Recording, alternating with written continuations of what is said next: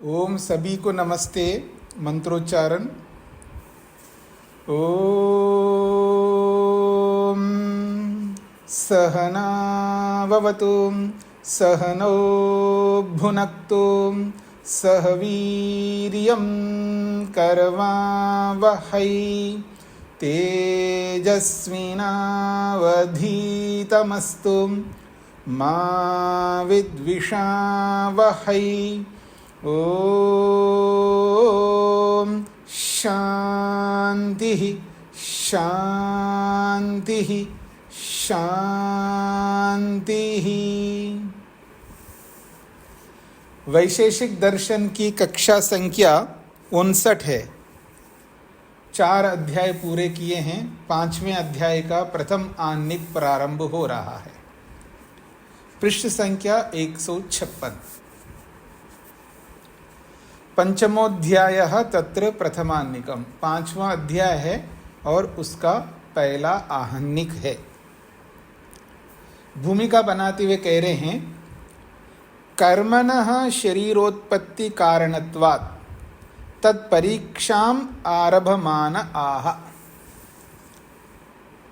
शरीरोत्पत्ति कारणत्वात् कर्मणः, ये जो कर्म है, शरीर की उत्पत्ति का कारण कौन है? तो कर्म है।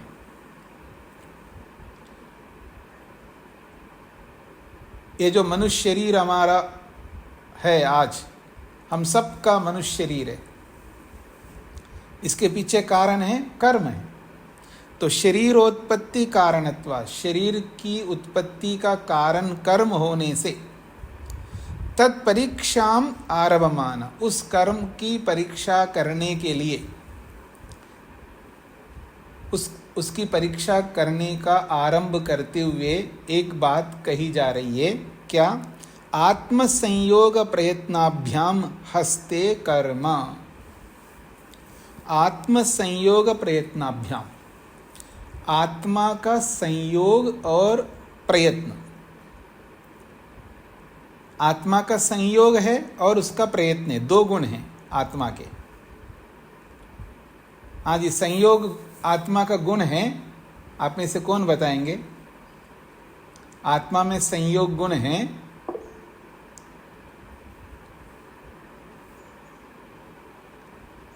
आत्मा में संयोग गुण है। कितने लोगों को पता है आत्मा में संयोग गुण भी है? ये जो पीछे हमने 24 गुण पढ़े ना, किस द्रव्य का कितने गुण होते हैं वो पढ़ा है ना, उसको याद रखिएगा, दोहराते रहिएगा।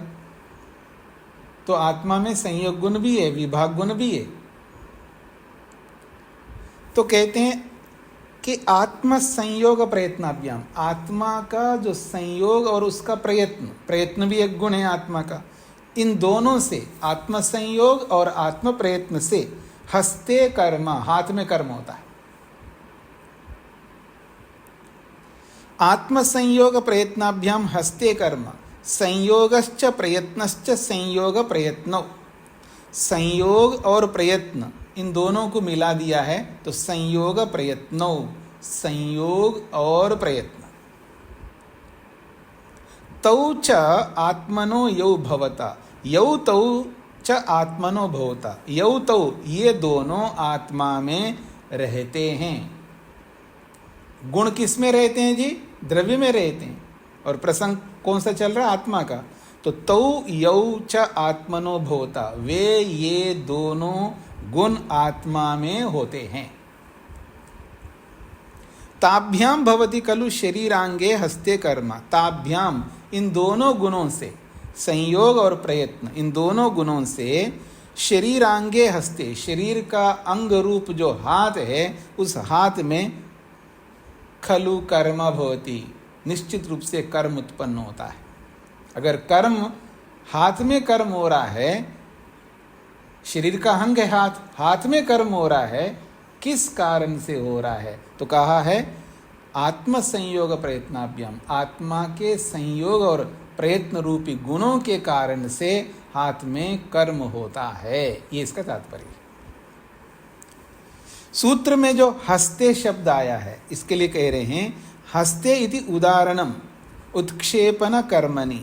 हाथ जो है ये उदाहरण के रूप में दिया है सूत्र में। और उत्क्षेपण कर्मणि, जब हाथ उठता है तो उत्क्षेपण कर्म होता है, हाथ नीचे जाता है तो अवक्षेपण कर्म आता है, और हाथ ऐसे जाता है तो प्रसारण कर्म, ऐसे जब जाता है हाथ ऐसे, ये प्रसारण कर्म है। जब उधर से इधर आता है ये आकुंचन कर्म है, और ऐसे ऐसे हो रहा है होता है ये गमन कर्म है। तो कितने कर्म हो गए जी? 5 कर्म हो गए ना। उत्क्षेपण, अवक्षेपण, प्रसारण, आकुंचन, गमन, ये 5 कर्म हाथ में हो रहे हैं। किस कारण से हो रहे हैं? आत्म संयोग प्रयत्नाभ्याम। हस्त समवायी कारणम कर्मणः। ये जो हाथ है ये कर्म का समवायी कारण है। कर्म किस में हो रहा है जी? देखिए ये कर्म किस में हो रहा है? हाथ में हो रहा है। तो इस कर्म का समवायी कारण कौन है? हाथ है।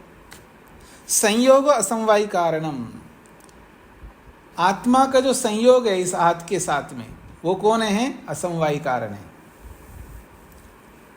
प्रयत्नो निमित्त कारणम, और आत्मा का जो प्रयत्न है उसको निमित्त कारण बनाया। 3 कारण बताना है, 3 कारण बताना है। वैशेषिक में 3 कारण बताने होते हैं।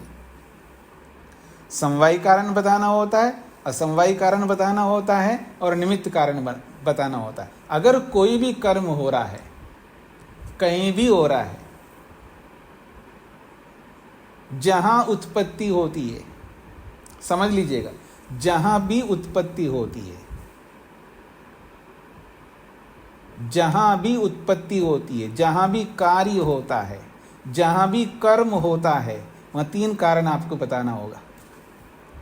ये वैशेषिक दर्शन पढ़ने का सार बता रहा हूं मैं आपको। अगर आपने वैशेषिक दर्शन पढ़ लिया, आधा तो पढ़ लिया है, अब देखिएगा पृष्ठ संख्या 156 है। पृष्ठ संख्या की दृष्टि से आधा पढ़ लिया आपने, क्योंकि आगे इतने ही पेज हैं लगभग। कुल पृष्ठ जो है वो इतने ही है। आधे पेज पढ़ चुके हैं, तो आधा पेज और बचे हुए आधे, अर्थात लगभग आपने आधा पढ़ लिया। जो 5वां अध्याय प्रारंभ हुआ है तो आधा कैसे हुआ ये मत देखना, क्योंकि किसी अध्याय में अधिक सूत्र है, किसी अध्याय में कम सूत्र हैं। तो आगे कम सूत्र वाले अध्याय हैं, इसलिए आधा लगभग पढ़ चुके हैं आप, और आधा लगभग बाकी है। अगर वैशेषिक दर्शन आप पढ़ लें और आपसे कोई पूछे ये जो कर्म हुआ है इस कर्म का समवायी कारण कौन है, तो अब आसमान नहीं देखना है, आपको उस कर्म को देखना है। वो कर्म हो कहाँ रहा है? तो जिसमें हो रहा है वो कर्म, वो समवायी कारण है। और किस कारण से वो कर्म हो रहा है उसको असमवायी कारण कहेंगे। और किसने वो कर्म किया है तो उसके पीछे निमित्त आ जाएगा। निमित्त के कारण से कर्म होता है।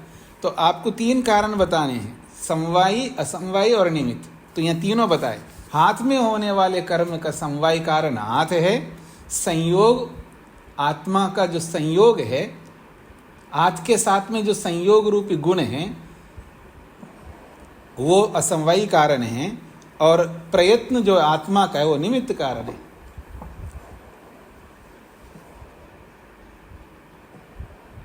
माइक बंद करके रखना होता है। ठीक हो गया जी? आगे बढ़ता हूं मैं। जिनको समझ में नहीं आए तो पूछना है। दूसरा सूत्र है तथा। जैसे हाथ के कर्म को लेकर के बताया ना, तथा हस्त संयोगाश्च मुसले कर्म, तथा अस्त संयोगाश्च। आप मेरी ओर देखिएगा, थोड़ी देर के लिए इसको समझ लेना, मूसल समझ लेना। वो जो धान कूटने का होता है ना, ऐसे कूटते हैं, ये मूसल समझ लेना। हस्त संयोगात, हाथ का संयोग इस मूसल के साथ होने के कारण से मुसले कर्म, मूसल में कर्म हो रहा है। पहले हाथ के कर्म को बताया, अब इस हाथ का जिसके साथ संयोग होगा, किसके साथ संयोग हो रहा है? इस मूसल के साथ। पेंसिल के रूप में मत देखना, ये मूसल के रूप में देखना। और इस मुसल में क्यों कर्म हो रहा है? हस्त संयोगात, हाथ का संयोग के कारण से हो रहा है, ये कहना चाह रहे हैं। इतनी सी बात है। सरल प्रकरण आया जी, प्रकरण सरल है, बस समझ लेना है आपको। तथा हस्त संयोगाच्च मुसले कर्म, हाथ के संयोग के कारण से मुसल में कर्म होता है। तथा च हस्त संयोगाच्च अस्तस्य संयोगात मुसलेन सह संयोगात, अस्त संयोगात का मतलब है मुसल के साथ हाथ का संयोग होने से। मुसले कर्म उत्क्षेपनम भवति। मेरी ओर देखिए, मुसल में उत्क्षेपन कर्म होता है, देखिएगा ऐसे ऊपर जाने का, मुसल ऊपर जाता ना, उत्क्षेपन कर्म हो रहा है हाथ के संयोग के कारण से। अब इस कर्म का समवायी कारण कौन है? इस मुसल में जो कर्म हो रहा है, उत्क्षेपन कर्म हो रहा है, इस उत्क्षेपन कर्म का समवायी कारण कौन है? समवायी कारण कौन बता रहे हैं? मुसल है, ठीक है। अस्त संयोग असमवायी कारण, हाथ का जो संयोग है मुसल के साथ में, हाथ का जो संयोग है मुसल के साथ में, वो असमवायी कारण है। अब निमित्त कारण कौन है? गुरुत्व उत्तोलन पूर्वक प्रयत्नो निमित्त कारणम। गुरुत्व पूर्वक, भारीपन, गुरुत्व का मतलब है भारीपन, तो गुरुत्व पूर्वक जो प्रयत्न है वो निमित्त कारण है। केवल प्रयत्न ही नहीं है, गुरुत्व पूर्वक प्रयत्न निमित्त कारण बन रहा है। निमित्त कारण कितने को ही बना सकते हैं, निमित्त कारण बहुत सारे बन सकते हैं। अगर कहीं कार्य हो रहा है ना, वह दिशा भी कारण है, काल भी कारण है, आत्मा भी कारण है, ये सब निमित्त कारण बन जाएंगे। दो मुख्य कारणों को बताने के बाद जितने भी बचेंगे वो सब निमित्त कारण है। प्रक्रिया कौन सी चल रही है? वैशिष्य की चल रही है। अब सांख्य में नहीं जाना, सांख्य में तो उपादान कारण होता है, निमित्त कारण होता है और साधारण कारण होते हैं। अब उस रूप में नहीं देखना, यहाँ वैशिष्य के रूप में आपको देखना है, समवायी कारण देखना है, असमवायी कारण देखना है, बाकी बचे जितने भी हो सब निमित्त कारण है। मुसले इति उदाहरणम, मुसले सूत्र में जो मुसले शब्द है ये उदाहरण के लिए आया है। हो गए, दो सूत्र पूरे हो गए आपके। ये सरल प्रकरण है। तीसरा सूत्र, अब एक बात कही जा रही है, अभिघातजे मुसलादो कर्मणि व्यतिरेकाद अकारणम अस्त संयोग। अब मेरी ओर देखिएगा, ये मुसल है, इसको नीचे, अभिघात का मतलब है चोट पहुंचाना, अभिघात का अर्थ होता है चोट पहुंचाना। जैसे मूसल को नीचे ऐसे टक कर दिया, इस अभिघात से, इस चोट से मूसल जो है अपने आप ऊपर उठता है थोड़ा सा। समझ रहे जी? आप समझ रहे हैं आप लोग? अगर मैं ये तो मूसल हो गया, ओखली होती है ना, तो अगर इस को मैं जोर से ऐसे नीचे किया, नीचे करते थोड़ा ऊपर उठता है, ऐसा थोड़ा सा ऊपर उठता है। तो इस अभिघात से जो ऊपर उठने का कर्म हो रहा है, इसके बारे में पूछा जा रहा है। ये जो नीचे ऐसे अभिघात करने के बाद थोड़ा सा ऊपर उठता है मूसल, तो इस ऊपर उठने के कर्म के पीछे कौन कारण है, ये प्रश्न है। तो कहते अभिघातजे मुसलादो कर्मणि, अभिघात से उत्पन्न होने वाले जो ऊपर उठने का जो कर्म है, इस कर्म में हस्त संयोग व्यतिरेकात, हाथ का जो संयोग है इस मुसल के साथ, ये कारण ना होने से, ये कोई कारण नहीं है, ये व्यतिरेक है। मतलब हाथ का संयोग के कारण से ऊपर नहीं उठ रहा है वो, हाथ का संयोग ना भी हो तो भी ऊपर उठेगा वो। समझ रहे हैं आप लोग? ये जो नीचे अभिघात के कारण से जो मूसल ऊपर उठाया है, तो ये ऊपर उठने के पीछे हाथ का संयोग कारण नहीं है। यहां पर अगर व्यतिरेकात, अगर हाथ का संयोग ना भी हो तो भी ये ऊपर उठेगा, इसलिए हस्त संयोग अकारण, हाथ का संयोग कारण नहीं है यहां पर, ये बात कही जा रही है। पहले भाष्य को पढ़ लीजिएगा। मुसलादो अभिघातजे कर्मणि, मुसलादो नीचे उदूखलेन सह खलु अभिघातात, मुसलादो, मुसल या और कोई भी वस्तु नीचे नीचे उदूखलेन, ऊखल के साथ, अभिघातात, अभिघात होने से, चोट लगने से, जाते उत्पन्न हुए हुए कर्म में, मुसलस्य कलु उत्पतन कर्मणि, जो मुसल में ऊपर उठने का जो कर्म हुआ है उस कर्म में अस्त संयोग अकारणम, मुसलेन सह अस्तस्य संयोगो असमवाय कारणम न भवति। मुसल के साथ जो हाथ का संयोग बना हुआ है वो असमवाय कारण नहीं बन सकता। क्यों नहीं बन सकता जी? व्यतिरेकात, विना अभावात, अर्थात अस्त संयोगेन विना अपि, हाथ का संयोग ना होने पर भी, खलु उदूखल अभिघातात, ऊखल के साथ मुसल का चोट लगने से, मुसलादो उत्पतनम तो भविष्यति एव, मुसल में ऊपर उठने का कर्म तो होता ही है, न तत्र मुसलादि समवाय कारणम तो भवति एव। हाँ, उस उत्पतन कर्म में, ऊपर उठने कर्म में मुसल तो समवाय कारण होता है, पर हाथ का संयोग असमवाय कारण नहीं बनता। किनको नहीं समझ में आए वो तो पूछ सकते हैं, जिनको समझ में आए तो आगे बढ़ सकते हैं। सभी को समझ में आ गए जी क्या कहना चाह रहे हैं? निर्मला जी। नमस्ते स्वामी जी। जी। जब उखल में, मुसल से उखल में जब चोट पहुंचाएंगे तो हाथ से ही ऊपर उठेगा एकदम से। क्या कह रहे हैं? जब उखल में, हाथ मुसल से उखल में जब चोट पहुंचाएंगे, हाथ से ही चोट पहुंचाएंगे तभी ऊपर उठा वो। नहीं, हाथ से चोट पहुंचाना अलग कर्म है, ऊपर उठने के कर्म में हाथ का संयोग कारण नहीं, क्या ये पूछा जा रहा है। अच्छा, ठीक है। ये नहीं कह रहे हैं कि नीचे चोट जो पहुंचा वो हाथ के संयोग के कारण से चोट पहुंचा है, ये नहीं बोला जा रहा है।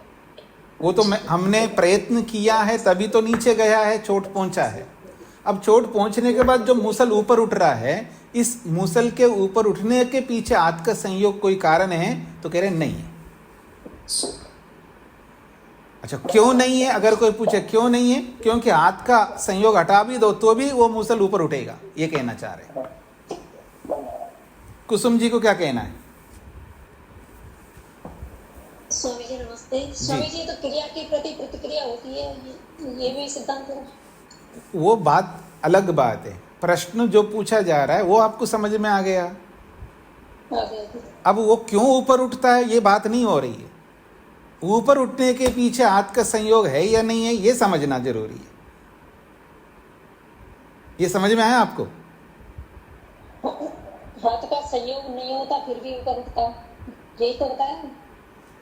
तो हाथ का संयोग नहीं होता फिर भी वो अपघात के कारण ऊपर उठता है। इसमें हाथ का संयोग नहीं है, यही बताया जा रहा है ना। जी जी, बस इतना ही समझना है हमको, इतना ही समझना है, इतना ही बताना चाह रहे हैं यहाँ पर। दूसरी बात जो नहीं बताए जा रहे उसमें मन क्यों लगाना है हमको? वो तो अंडरस्टूड है, आपको पता है।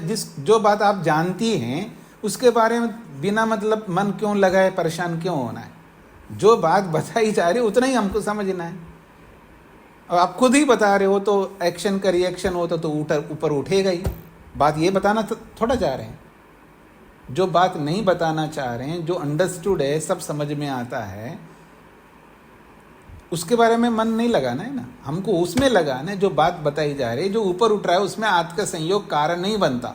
कोई ये ना सोचे कि हाथ भी कारण है वहाँ पर, तो उन्हें हाथ कोई कारण नहीं है, ऊपर उठने के पीछे हाथ कोई कारण नहीं। बस इतनी बात कही है। ठीक है जी, आगे बढ़े हम। चौथा सूत्र देखते हैं।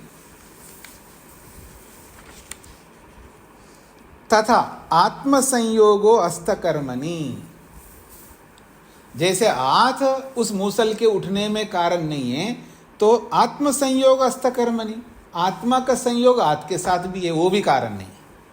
आत्म संयोग भी कारण नहीं है, ये बात कही जा रही है। जैसे हाथ का संयोग मूसल के साथ कारण नहीं है ऊपर उठने में, तो वैसे ही आत्मा का संयोग जो हाथ के साथ है वो भी कारण नहीं है, ये कहना चाह रहे। ये बात स्पष्ट हो गई जी सबको? अस्तकर्मणि, अकारणम इति अनुवर्तते, पीछे सूत्र से अकारणम को यहाँ पर जोड़ लेना चाहिए। मुसलादि न उत्पतना सह, जो मुसल के ऊपर उठने के साथ साथ अस्त संयोग अस्तस्य उत्पतन कर्मणि, जैसे मूसल भी ऊपर उठ रहा है तो हाथ भी ऊपर उठ रहा है, क्योंकि मूसल के साथ हाथ लगा हुआ है ना। आप मेरी ओर देखिएगा, जैसे मूसल को हमने हाथ में पकड़ा और नीचे टकाया तो मूसल भी ऊपर उठाया, तो मूसल के साथ साथ ऊपर उठते हुए हाथ भी ऊपर उठेगा। तो जैसे हाथ का संयोग मूसल का कारण नहीं है, तो हाथ के साथ जो आत्मा का संयोग है वो भी कारण नहीं है, ये कहना चाह रहे। तो कहते हैं मुसलादि न उत्पतता सह, मुसल के ऊपर उठने के साथ साथ अस्तस्य उत्पतन कर्मणि, हाथ भी ऊपर उठने का जो कर्म हो रहा है उस कर्म में प्रयत्नादि गुणवता आत्मना, प्रयत्नादि गुणों वाला जो आत्मा है उस आत्मा का संयोग अस्तेन सह संयोगो कारणम, हाथ के साथ आत्मा का जो संयोग है वो कारणम, कौन सा कारण? असमवायी कारणम, वो असमवायी कारणम न भवति, नहीं होता। जो हाथ ऊपर उठ रहा है मुसल के साथ साथ तो आत्मा का संयोग है, तो आत्मा का संयोग भी कारण बनता हो, कौन सा कारण बनता हो? असमवायी कारण, तो वो कारण भी नहीं बनता है। तथैव व्यतिरेकाद, क्योंकि व्यतिरेकाद अर्थात अगर हाथ के साथ आत्मा का संयोग ना भी हो तो भी वो हाथ ऊपर उठेगा ही। तत्र प्रयत्न मंतरेण अनिच्छया अपि कर्म तो भवति एव, वहाँ प्रयत्न के बिना भी, बिना इच्छा के ही हाथ ऊपर अपने आप उठ जाएगा। अगर आत्मा प्रयत्न नहीं कर रहा है तो भी अपने आप हाथ ऊपर उठेगा ही, उसके साथ जुड़ा हुआ होने के कारण से, उस मुसल के साथ जुड़ा हुआ होने के कारण से। मान लीजिए मेरा मन उधर है, मैं उधर देख रहा हूँ, और कोई मान लीजिए हाथ ऐसे नीचे चला गया मुसल के साथ, मैं उधर लगा हुआ, मेरा कोई प्रयत्न नहीं लगा हुआ हाथ के साथ, तो भी हाथ ऊपर उठेगा। आत्म संयोग के बिना भी हाथ ऊपर अपने आप उठ जाएगा। इसलिए आत्म संयोग भी कारण नहीं बनता, ये इसका तात्पर्य है। सबको क्लियर हो गया जी, स्पष्ट हो गया? आगे बढ़ता हूं जी। 5वां सूत्र सरल है, ये बस समझने की बात है, बस समझते जाओ, सरल है। केवल मुख्य बात समझना है कि जो भी कर्म हो रहा है वह कोई ना कोई कारण होता है। समवायी कारण तो बने रहेगा, मुसल का समवायी हाथ में जो कर्म हो रहा है वो मुसल समवायी कारण है, और हाथ में जो कर्म हो रहा है वो हाथ उसका समवायी कारण है। अब एक बात बताइए, अब यहाँ परीक्षा कर लेता हूँ थोड़ा सा। मुसल भी ऊपर उठ रहा है और हाथ भी ऊपर उठ रहा है, तो दोनों एक साथ ऊपर उठ रहे हैं, तो यहाँ एक कर्म हो रहा है, दो कर्म है, कौन बताएंगे आप में से? ये जो मुसल के साथ हाथ ऊपर उठ रहा है, मुसल के साथ हाथ ऊपर उठ रहा है, तो मुसल ऊपर उठ रहा है, हाथ भी ऊपर उठ रहा है, तो यहाँ कर्म एक हो रहा है, दो कर्म हो रहा है? हाँ लवनी जी बताइए। कारण अलग अलग, एक ही तो कर्म है, ये तो इसके साथ जुड़ा हुआ है, हाथ के साथ मुसल इसलिए ऊपर जा रहा है, एक ही तो कर्म है। अलग अलग कर्म होता है, चले जी आपने बताया था, एक द्रव्य में एक कर्म रहता है। हाँ, जान तक विचार नहीं, आप बोलते ना सीना ठोक, क्या कहते हैं, सीना तान करके बोल सकते हो आप तो सिद्धांत पढ़ा है ना आपने, आप शायद वायद कुछ नहीं जोड़ना है यहाँ पर, क्योंकि एक कर्म, एक द्रव्य में एक ही कर्म रहता है, ये सिद्धांत है। एक कर्म अनेक द्रव्यों में नहीं रहता, ये सिद्धांत है कर्म का। तो इसलिए जब हाथ ऊपर जा रहा है तो हाथ में भी कर्म हो रहा है और मुसल में भी कर्म हो रहा है, तो मुसल का अलग कर्म है, हाथ का अलग कर्म है, यही मानना है हमको। आगे बढ़ता हूं जी। 5वां सूत्र, कुतस्तर्य अस्ते अपि उत्पतनम कर्म। प्रश्नकर्ता कह रहा है फिर हाथ में क्यों कर्म हो रहा है जी? आत्मा का अगर संयोग नहीं, अगर आप बोल रहे हो आत्मा का संयोग कारण है ही नहीं है, फिर कुतः तर्हि अस्ते अपि उत्पतनम कर्म, फिर क्यों कर हाथ में ऊपर उठने का कर्म हो रहा है? उच्यते, उसका समाधान कर रहे हैं। अभिघातात् मुसल संयोगाद हस्ते कर्म। साधारण सी बात है, ये सब आप जानते हैं।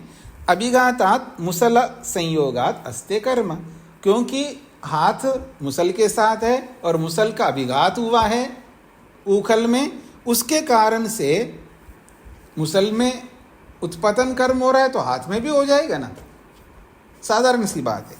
पूर्वोक्ताद अभिघातात्, पूर्वोक्त अभिघात से खलु अस्तेन मुसलस्य संयोगात्, हाथ का मुसल के साथ संयोग होने के कारण से अस्ते कर्म जातम, हाथ में भी कर्म हो रहा है। बस इतनी सी बात है। यथा मुसल संलग्नत्वाद वस्त्रे प्रचालनम घंटायाम दोलनम व कर्म, एक उदाहरण से समझा रहे। यथा जैसे मुसल संलग्नत्वाद वस्त्रे प्रचालनम, अगर मुसल में कोई कपड़ा बांध दो जी, मुसल में ऊपर कोई कपड़ा बांध दो तो मुसल ऊपर उठ रहा है तो उस कपड़े में भी प्रचालनम, प्रचालन का मतलब हिलने का कर्म हो जाएगा। घंटायाम, अगर एक घंटा बांध दो उस मुसल में तो घंटायाम दोलनम, घंटा भी इधर उधर लुढ़केगा, आवाज आ जाएगी। जैसे मुसल के साथ कपड़ा बांधो, घंटा बांधो तो उसमें भी कर्म होते हैं, इसलिए उस मुसल के साथ हाथ का संयोग है, इसलिए हाथ में भी कर्म हो रहा है। बस इतनी सी बात कही यहाँ पर। स्पष्ट हो गया जी? पांचवा कर्म, पांचवा सूत्र। अब आगे बढ़ते हैं जी छठा सूत्र की ओर। अथ तदानीं स्वस्मिन् शरीरे अवयवनी कुत कर्म इत्युच्यते। अब देखिएगा दूसरी बात कही जा रही है। ये सब साधारण सी बात है, बस स्पष्टीकरण दिया जा रहा है। अथा तदानीं, उस समय में जब हाथ में कर्म हो रहा है उत्पतन कर्म, तदानीं उसी समय जब हाथ में कर्म हो रहा है उसी समय स्वस्मिन् शरीरे अवयवनी, हमारे शरीर रूपी अवयवों में भी कुत कर्म, फिर कर्म क्यों हो रहा है? शरीर भी हिल रहा होता है थोड़ा सा। आत्मकर्म अस्त संयोगाच्च, आत्मकर्म अस्त संयोगाच्च स्वस्मिन् खलु अवयवनी शरीरे उत्पतनम स्फुरणम व कर्म मुसल अभिघातात् उत्पद्यते चकारेण अस्तवेगाच्च।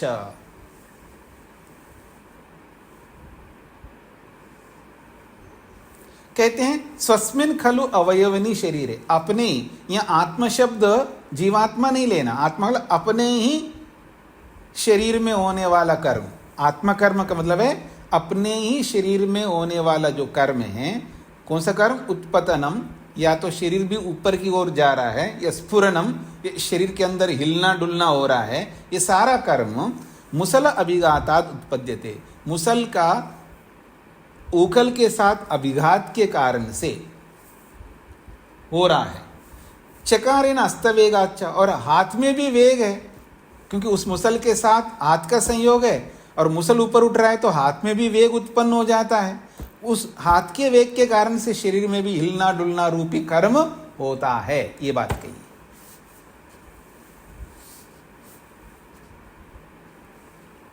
हाँ जी, सब कुछ स्पष्ट हो गया जी? अल्पना जी। नमस्ते स्वामी जी। जी स्वामी, मेरी पुस्तक में यहाँ पर भी एक अतिरिक्त इसमें थोड़ा सा है जी। जो ये मुसल अभिघातात् उत्पद्यते तत्, फिर हस्त संयोगात् च, ये ब्रैकेट में है। इसके बाद है हस्तस्य शरीरेण सह संयोगात् उत्पद्यते चकारेण हस्तवेगात्। अच्छा, इतना लंबा लिखा हुआ था क्या? जी मैं देख रहा हूँ। स्वस्मिन् खलु अवयवनी शरीरे उत्पतनं स्फुरणं व कर्म मुसल अभिघातात् उत्पद्यते तत्। हाँ, थोड़ा छूट गए जी। तत्, फिर उसके बाद अस्त संयोगाच्च, ये ब्रैकेट में है। अस्तस्य शरीरेण सह संयोगात् उत्पद्यते चकारेण अस्तवेगाच्च।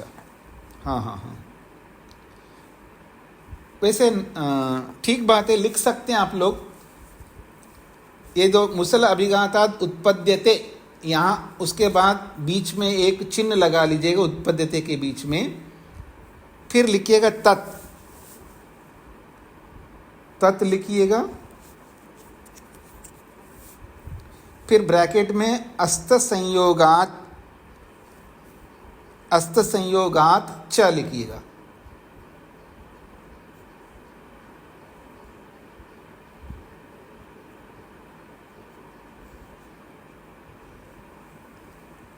तत् लिखने के बाद ब्रैकेट में अस्त संयोगात च लिखिएगा। लिखने के बाद अस्तस्य शरीरेण, हस्तस्य शरीरेण सह, हस्तस्य शरीरेण सह संयोगात्,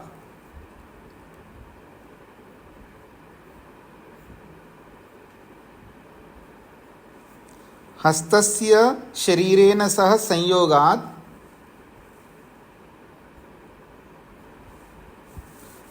उत्पद्यते,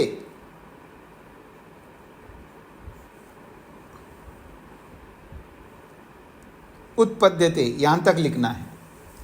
आगे चकारेण अस्तवेगाच्च लिखा हुआ है। हाँ जी, दोबारा बोलता हूं मैं, मुसल अभिघातात् उत्पद्यते जो लिखा है उसके बीच में एक चिन्ह लगा लो और अलग से लिख लो तत्, ब्रैकेट में अस्त संयोगात् च, ब्रैकेट क्लोज। फिर उसके बाद हस्तस्य शरीरेण सह संयोगात् उत्पद्यते, चकारेण अस्तवेगाच्च वो लिखा हुआ है। अब वापस आते हैं, पूरा भाष्य दोबारा देखिएगा।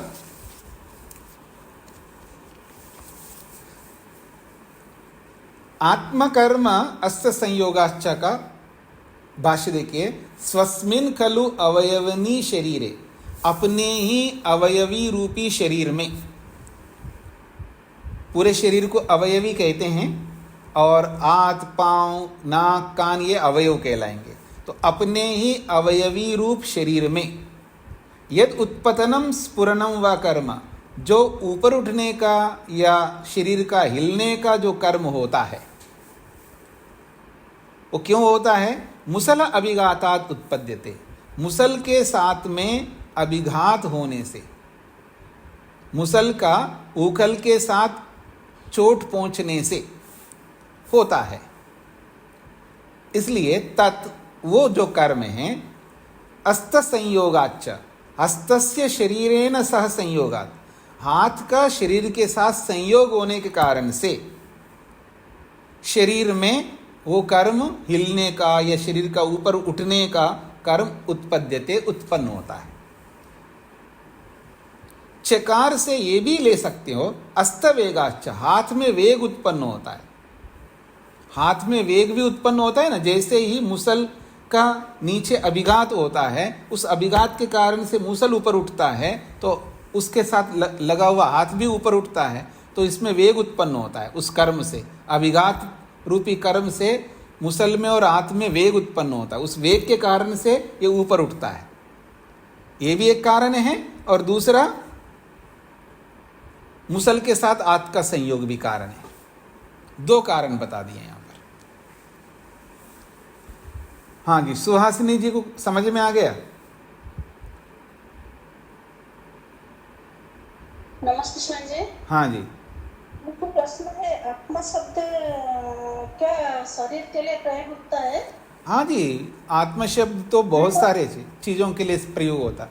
शरीर को भी कहते हैं आत्मा, इंद्रियों को भी कहते हैं आत्मा, मन को भी कहते हैं आत्मा, बुद्धि को भी कहते हैं आत्मा, किसी भी वस्तु को आत्मा कहते हैं। अपनत्व को बताने के लिए आत्मा शब्द का प्रयोग होता है। जी ठीक है स्वामी जी। हाँ जी, आगे बढ़ूं जी मैं। 7वां सूत्र, पतने किम कारणम इति उच्यते। चलो, जो ऊपर उठने का तो कारण बता दिया, अब कोई वस्तु नीचे गिरती है ऊपर से, पतने, पतने का मतलब कोई ऊपर से नीचे वस्तु गिरती है, तो ऊपर से कोई वस्तु के नीचे गिरने में क्या कारण है? प्रश्नकर्ता का प्रश्न है। पतने किम कारणम, कोई वस्तु ऊपर से नीचे गिरती है, उस वस्तु के नीचे गिरने में किम कारणम, क्या कारण है? तो उत्तर दे रहे हैं इति उच्यते, उसका उत्तर दे रहे हैं संयोग अभावे गुरुत्वात् पतनम। संयोग अभावे, अगर कोई वस्तु ऊपर की ओर जा रही है तो ऊपर की ओर ले जाने वाली वस्तु का संयोग है उसके साथ में। अगर कोई वस्तु ऊपर ले जा रही, जैसे आप विमान में बैठे,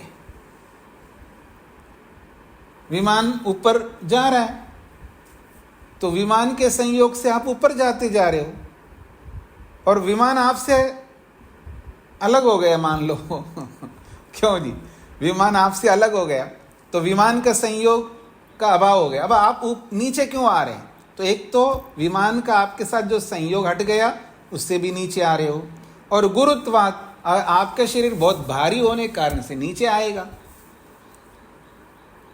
ये दो कारण बताए, एक तो संयोग का अभाव है और एक आपका शरीर बहुत भारी है इसलिए नीचे आ रहा है। अगर भारी ना होता, रुई की तरह हल्का होता तो नीचे क्यों आएगा वो?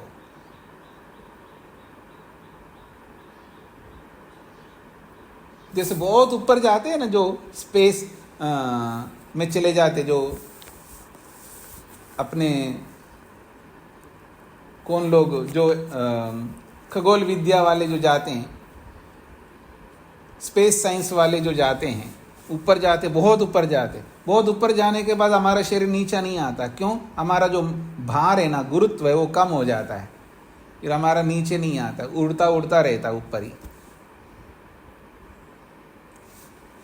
तो कहते हैं संयोग अभावे गुरुत्वात् पतनम, संयोग के ना होने के कारण से, वस्तु के गुरु होने के कारण से पतनम, नीचे गिरने की क्रिया होती है।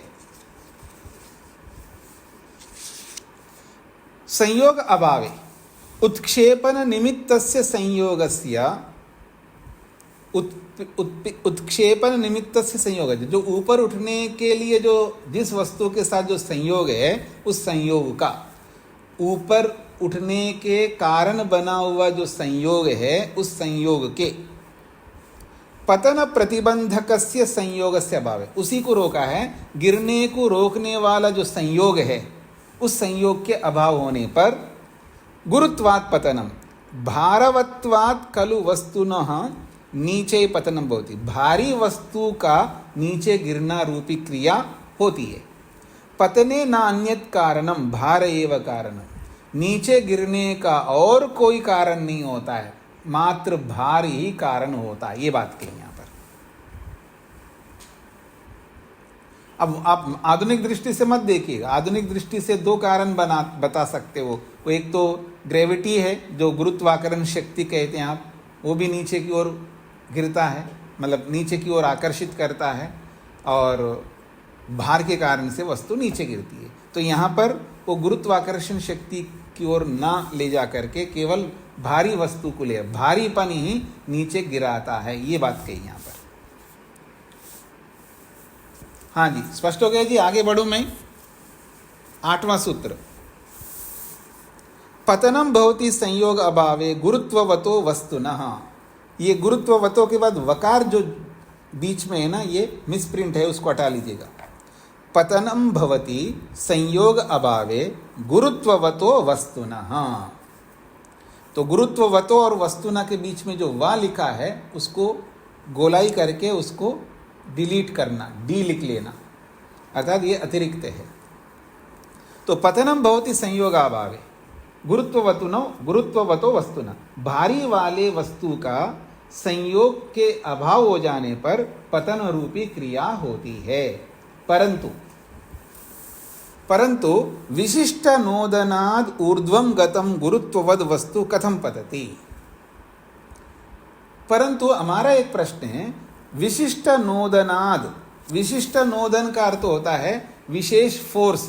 हम कोई वस्तु को जब ऊपर ले जाते हैं तो ऐसे ऊपर नहीं ले जाते, हम अपना एक फोर्स, एक बल लगाते हैं।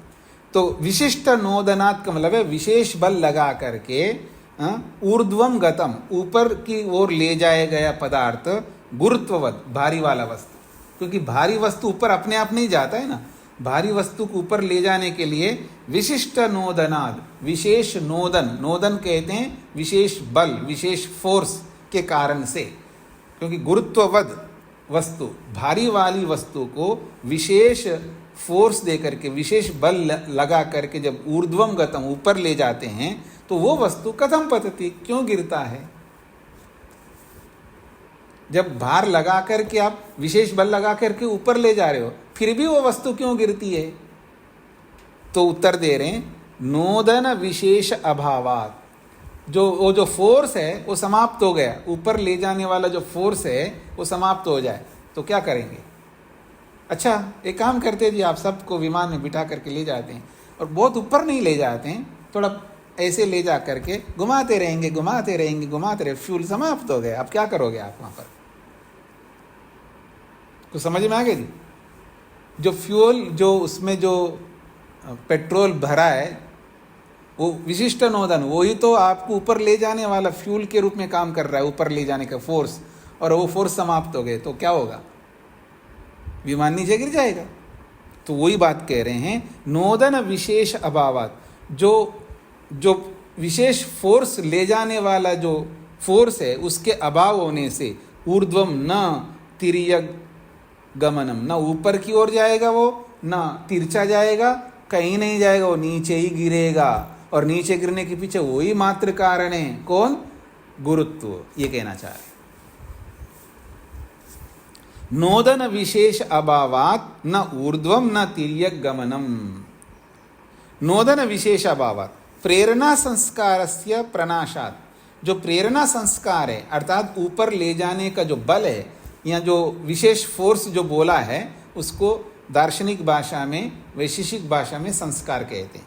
तो नोदन विशेषात कहते प्रेरणा संस्कारस्य, ऊपर ले जाने की जो प्रेरणा रूपी संस्कार है, बल है, फोर्स है, प्रनाशात उसके समाप्त हो जाने से, गुरुत्ववतो वस्तुना भारी वाली वस्तु का, न ऊर्ध्वम न तिर्यक गमनम, न तो ऊपर जाएगा वो, न तिरछा जाएगा, न ही ऊर्ध्वम न ही तिर्यक गमनम भवति, न तो वो ऊपर जाने की क्रिया करता है, न तिर्यक जाने की क्रिया करता है। ऊर्ध्व प्रेरण संस्कारेण ऊर्ध्वम, ऊपर इसलिए जाता है, ऊपर ले जाने का जो फोर्स रूपी संस्कार के कारण से ऊपर जाता है। ये तिर्यक प्रेरण संस्कारेण, ये तिर्यक यानी तिरछा ले जाने का जो बल होता है उसके कारण से तिर्यक गच्छति, वो तिरछा जाता है। न अन्यथा, उसके बिना कोई वस्तु न तिर्यक जाएगी न ऊर्ध्व जाएगी, अर्थात बिना फोर्स के ना ऊपर जाएगी कोई वस्तु, बिना फोर्स के ना तिरछा जाएगी वस्तु।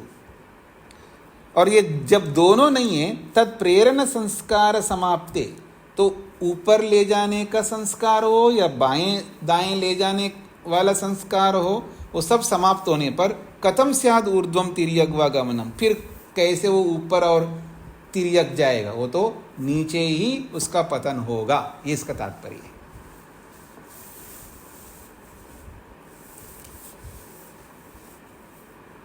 हाँ जी, स्पष्ट हो गया जी, सभी को समझ में आ गया। आगे बढ़ूं, सूत्र संख्या 9, प्रयत्न विशेषात नोदन विशेषः। ये जो विशेष बल कैसे पैदा होता है, विशेष बल कैसा किस तरह पैदा होता है, तो कहता है प्रयत्न विशेषात नोदन विशेष। जब विशेष प्रयत्न करो तो विशेष फोर्स निकल के आएगा। प्रयत्न विशेषात बाण लोष्टादि वा तिर्यक ऊर्ध्वम दूरम प्रक्षेतुम अस्त ज्यादिकस्य बलेन। उदाहरण के साथ समझा रहे हैं जी। प्रयत्न विशेषात, विशेष प्रयत्न से। क्या है वो विशेष प्रयत्न, आप किसके लिए करते हैं, बाण या तो बाण को, लोष्ट आदि या ढेले को या किसी पत्थर को या किसी रिंग को, किसी बाल को, तिर्यक ऊर्ध्वम दूरम प्रक्षेप्तुम। क्या करना चाहते हैं आप, बाण को, ढेले को, तीर को, ढेले को या रिंग को या किसी बॉल को तिर्यक तिरछा ले जाने के लिए, ऊर्ध्वम ऊपर ले जाने के लिए, अथवा दूरम प्रक्षेप्तम बहुत दूर तक फेंकने के लिए। अस्तज्ञादिकस्य, हाथ का उस ज्या यानी जो डोर होता है, बाण का डोर होता है, उसके साथ बलेना, अपने बल से, अपने फोर्स से, पश्चात नीचेर्वा, या उसको पीछे की ओर खींचते हो या नीचे की ओर खींचते हो, खींचने को कहते कर्षणम। पश्चात नीचेर्वा कर्षणम, पीछे की ओर या नीचे की ओर कर्षणम, खींचते हो, तब प्रयत्न विशेषा, तब विशेष प्रयत्न वहाँ पर उत्पन्न होता है।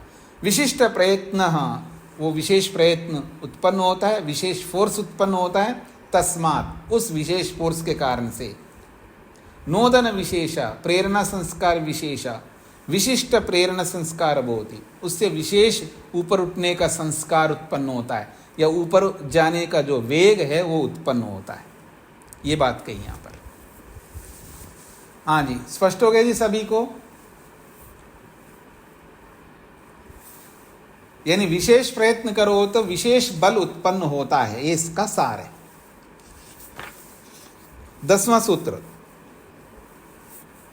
नोदन विशेषात् उदसन विशेषः।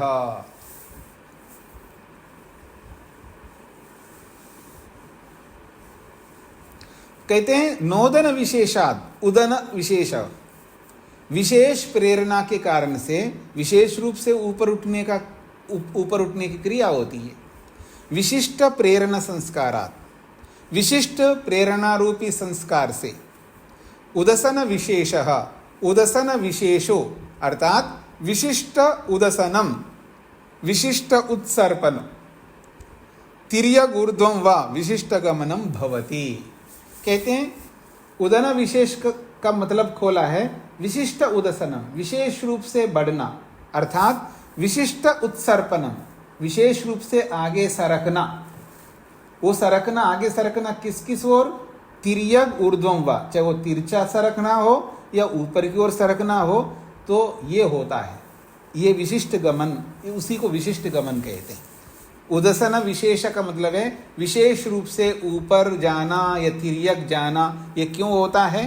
क्योंकि विशिष्ट प्रेरणा होगी, अर्थात आपको तिरछा ले जाने के लिए संस्कार पैदा करो तो तिरछा जाएगा, ऊपर ले जाने के लिए संस्कार पैदा करो तो ऊपर ले जाएगा, या नीचे की ओर ले जाने का संस्कार पैदा करो तो नीचे की ओर जाएगा। जिस ओर आप प्रेरणा करना चाहेंगे उस ओर वो वस्तु जाएगी, ये इसका तात्पर्य है। तो नोदन विशेषाद उदसन विशेषः, अर्थात प्रयत्न विशेष से, अलग अलग प्रयत्नों के कारण से अलग अलग दिशाओं में गमन क्रिया होती है, ये इसका तात्पर्य है। ठीक हो गया जी? हाँ जी, निर्मला जी।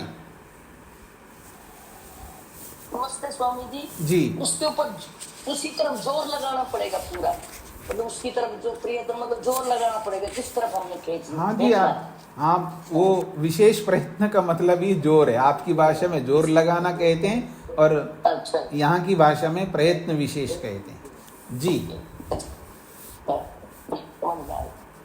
हाँ जी, तो 10 सूत्र हो चुके हैं जी आपका। आगे पढ़ूं, बढ़ाऊं या प्रश्न कुछ करना, कुछ बात करना चाहते हैं आप लोग? सामान्य प्रकरण चल रहा है तो इसलिए मैं आगे बढ़ सकता हूं, अगर प्रश्न हो तो पूछ सकते हैं। रामचरण जी। नमस्ते स्वामी जी, वो मेरा कल वाला प्रश्न था स्वामी जी। हाँ, पूछिए। मेरे समझ में नहीं आया, मैं थोड़ा सा, मेरी शंका है उसमें जी, अगर आप इजाजत हो तो मैं बताऊं सकता हूँ? पूछिए पूछिए।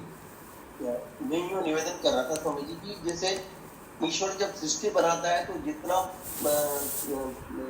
इसका सृष्टि का काल होता है उतना ही प्रलय काल होता है, और प्रलय काल में आत्माएं सब मूर्छित होती हैं जी। तो कट ऑफ पॉइंट तो रहेगा ना, जब वो ईश्वर अपने आत्माओं के कर्मों का मतलब निर्धारण करके उनको जन्म देता है, तो फिर वो ऐसे सांसारिक जीव कैसे कर्म करते हैं जिनको परमात्मा नहीं जानता? ये था मेरा प्रश्न। आपने पकड़ा नहीं इसका मतलब। देखिएगा, आप कर्म करने में स्वतंत्र है या परतंत्र है? स्वतंत्र है स्वामी जी। स्वतंत्र है जी। तो स्वतंत्र है तो आपने अभी कर्म प्रारंभ ही नहीं किया, तो मेरे को कैसे पता लगा आप कौन से कर्म करने वाले हैं? नहीं, लेकिन स्वामी जी प्रलय काल में इधर उधर मत जाइए, इधर उधर मत जाइए। जो मेरा प्रश्न है उसका उत्तर देने के बाद फिर अगला प्रश्न करिए। जी जी मेरा प्रश्न है, आपने कर्म किया नहीं है, कर्म प्रारंभ भी नहीं किया है, जी आप क्या कर्म करने वाले हैं मेरे को नहीं पता है। उदाहरण के लिए आप कौन सा प्रश्न पूछने वाले मेरे को पता ही नहीं है, तो मेरे को कैसे पता लगेगा? जैसे मेरे को नहीं पता लगेगा, ईश्वर को भी नहीं पता लगेगा। अब आप बोले वो तो सर्वज्ञ, उसको तो पता होना चाहिए। अगर उसको पता होना चाहिए, अगर आप ऐसा मानते, तो फिर आप स्वतंत्र नहीं हो सकते, जी आप परतंत्र हो जाएंगे, क्योंकि ईश्वर को पता है आप कौन सा कर्म करने वाले। अब ना चाहते हुए भी आपको वही कर्म करना पड़ेगा, तो आप परतंत्र है, कठपुतली हो जाएंगे। जो परमात्मा करवाएंगे कर्म वही करोगे आप। समझ में आ गया स्वामी जी, तो आपने जो कहा है तो सिद्धांत समझ में आ गया। हाँ। लेकिन मैं तो प्रलय काल की बात कर रहा था। प्रलय काल तक तो सारे जो भी काम कर चुके हैं उसकी तो नॉलेज परमात्मा को है ना स्वामी जी, यूं कहना चाह रहा था। हाँ वो तो है, पर मैं ये पूछना चाह रहा हूँ, आज जो चल रहा है ना संसार, अभी अगर आपने कोई कर्म किया नहीं है, तो परमात्मा को कैसे पता लगेगा? आप ऐसे घिनौने कर्म करने वाले हैं, वो कर्म करने के बाद जब अगला जन्म आपका होगा तो आपको कीट पतंग बनाऊंगा, ये मैं कैसे सोचूंगा? आज के परिप्रेक्ष्य में तो बिल्कुल ठीक है स्वामी जी। हाँ तो लेकिन जी, क्योंकि सृष्टि का निर्माण तो प्रलय काल के बाद ही होता है ना स्वामी जी। हाँ जी, सृष्टि का निर्माण प्रलय काल में ही होता है, लेकिन उस प्रलय काल के में होने के, प्रलय के बाद होने वाले सृष्टि के बारे में आज हम विचार करके देख सकते हैं ना। नहीं, पर प्रलय काल तक के तो सारे कर्मों का मैं विनाश परमात्मा के पास रहेगा ना। आप इधर उधर मत जाइए, बात को समझने का प्रयत्न करना। मैं मान रहा हूं ना आपकी बात को, जो कर्म कर चुकने के बाद में परमात्मा नहीं जानता, ऐसा मैं प्रस्तुत कर रहा हूं। आप मेरी बात का उत्तर दीजिए। कर्म कर चुकने के बाद में परमात्मा नहीं जानता, ऐसा मैं प्रस्तुत कर रहा हूं? नहीं कर रहे, ऐसा नहीं है। तो आपको ये समझना है कि उस बात को उसी अर्थ में लगाइएगा, जो कर्म हम कर चुके नहीं है उन कर्मों को परमात्मा नहीं जानता, ऐसी बात वहां पर बोला जा रहा है। उसको उल्टा मत लगाना, आप उल्टा लगा रहे हो इसलिए परेशानी हो रही है। तो किस काल की बात है स्वामी जी, ये पूछना चाह रहा हूँ। वो कौन सा पीरियड है जिसको नहीं जानता परमात्मा? ऐसा है, अभी प्रलय होने वाला है, अभी मान लो 1 घंटे के बाद प्रलय होगा। अब 1 घंटे पहले अगर हमने कर्म नहीं किया है तो परमात्मा कैसे जानेगा कि रामचरण जी ने कौन सा कर्म किया, उनके लिए आदि सृष्टि में जन्म देना चाहिए, बाद में देना चाहिए, कैसे जानेगा? भाई प्रलय काल तो 4 अरब 32 करोड़ का रहेगा ना, तब तक तो इधर उधर मत जाइए। आपको समस्या ये आ रही है, प्रलय होने के बाद किस स्थिति को आप देख रहे हैं, उस स्थिति को तो मैं बोल ही नहीं रहा हूं, भाष्यकर्ता भी नहीं बोल रहा है। प्रलय होने से पहले की बात कर रहे हैं, प्रलय होने से पहले की बात कर रहे हैं। अब आपको बात आ रही है कि जो अयोनिज कर्म है उसको परमात्मा नहीं जानता, उसको कब कहाँ देना है, वो उसी स्थिति के लिए समझना है जब प्रलय हुआ नहीं है, एक बात। और दूसरी बात, प्रलय के बाद में तब जानता है, फिर सृष्टि भी बन गई, सृष्टि बनने के बाद में भी तो फिर देना है ना अयोनिज कर्मों का फल। सृष्टि अभी सृष्टि चल रही है, सृष्टि चलते हुए भी तो अयोनिज शरीर देना है, तो उसको भी नहीं जानता, ये बात हो रही है जी। अब समझ में आ गया तो अच्छी बात है। हाँ जी, और किसी कोई प्रश्न है जी? किसी का कोई प्रश्न नहीं तो इसको यहीं, हाँ शेखर जी। जी ओम स्वामी जी, यही डिस्कशन दूसरी क्लास पहले थी और तो रामचंद्र जी पूछ रहे, तो परमात्मा मेरा आज योनिक सृष्टि में भी नहीं जानता मेरा अगला जन्म कहाँ होगा। जी जी, क्योंकि अभी तो मेरी मृत्यु हुई नहीं, मेरे जी कर्म चल ही रहे हैं। हाँ, बिल्कुल नहीं जानता। हाँ तो ऐसा तो मतलब कभी भी नहीं जानता परमात्मा किसी का भी, जब हमारा जिसका जीवन चल रहा है, बिल्कुल नहीं जानता, शरीर चल रहा है, उसका तो अगला जन्म कहाँ होगा वो तो जानता ही नहीं है ना, किसी भी योनि का। स्वामी जी हाँ ना, किसी का नहीं जानता। इसमें थोड़ा सा हमको इसको विस्तार करना चाहूँगा। नहीं जानता का मतलब कोई ऐसा ना समझे कि कुछ नहीं जानता। किस किस योनि के कर्म आप कर सकते हैं ये भी जानता है, और किस किस योनि में आप जा सकते ये भी जानता है। ये सब जानते हुए भी अब ये किस योनि में जाएगा ये नहीं जानता। जी। मैं इसके लिए उदाहरण देता हूँ ना, जैसे मेडिकल स्टोर के अंदर दुनिया भर के जितनी भी बीमारियाँ सबकी दवाइयाँ वहाँ मिलती हैं। तो जनरल स्टोर चलाने वाला शॉपकीपर को पता है कि आप मेरे पास में जो औषधियाँ उन्हीं में से किसी एक को मांगने के लिए आएंगे, लेकिन कौन सा मांगेंगे ये नहीं पता है। तो ऐसा ही परमात्मा को पता है। तो स्वामी जी इसी चीज को देखते हुए ये जो आयोनिक सृष्टि में जी ये जो क्वेश्चन आया है कि परमात्मा नहीं जानता है कि किसको कौन सा जन्म देगा, जी, वो पता नहीं वो प्रश्न क्यों आया। अब हाँ, वो इसलिए आया है कि जो अयोनिज कर्म, अयोनिज शरीरों को धारण जो होता है वो कभी भी होता है। कभी भी जब होता है तो होने से पहले ईश्वर नहीं जानता। जैसे हम कर्म कर लेते हैं उसके बाद ईश्वर तो जानेगा, जान करके देगा। बस केवल ये जानकारी बताने के लिए बताया वहाँ पर। ये कोई सूत्र का अंश नहीं है, वो भाष्यकार ने अपनी ओर से लिखा है, उसकी व्याख्या हम कर रहे हैं। वो सूत्र का अंश नहीं है। वो आपका प्रश्न वाजिब है कि ये बात ही क्यों आया है, लेकिन भाष्यकार ने अपनी ओर से उठाया है, उसका समाधान कर रहे हैं। ठीक है, ये जनरल बात है, सामान्य बात है। जब कर्म किया नहीं तो ईश्वर कैसे जानेगा, उसी बात को उन्होंने एक स्पष्टीकरण के रूप में दिया है। बस इतनी सी बात है। जी जी सर। सोमनाथ जी माइक बंद करके रखिएगा। तो आज इतना ही रखते हैं जी। ओम शांति शांति शांति।